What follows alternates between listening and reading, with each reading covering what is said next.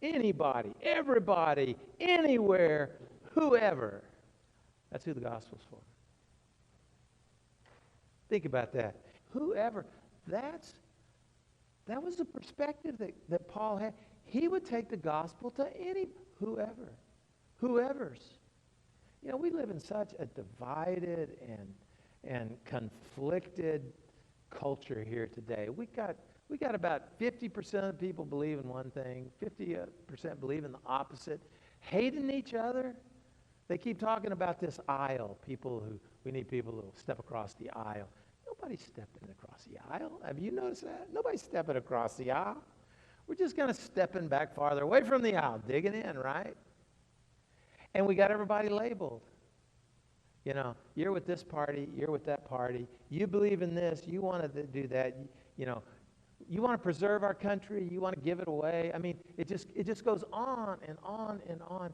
And we've gotten to a place where we are angry inside and we look at each other as us versus them, me versus you. Paul didn't do that. Paul looked at people and he said, anybody, everybody, anywhere, whoever. Isn't that cool? We should look at everyone. Anybody, everybody, anywhere, whoever. God can change anyone.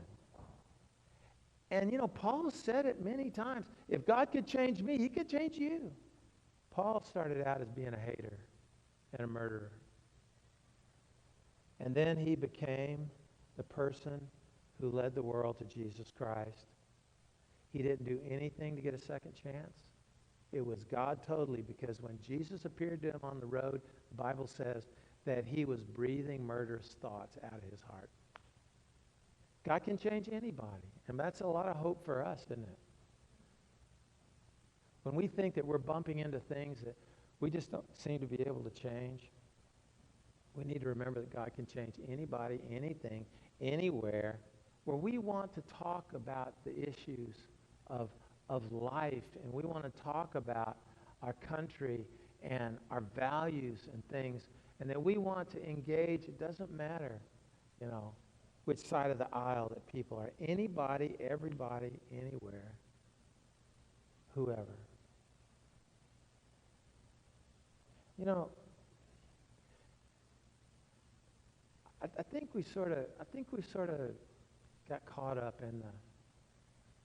in the division in our country, even in our churches. We can just open our hearts up. We can just not let those kind of labels and things move us to a place where we don't take the opportunity for some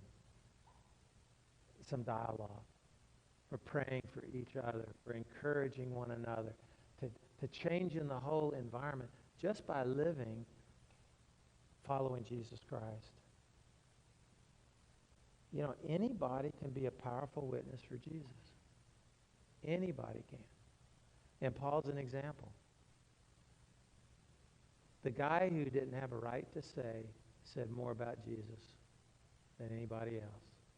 That's amazing.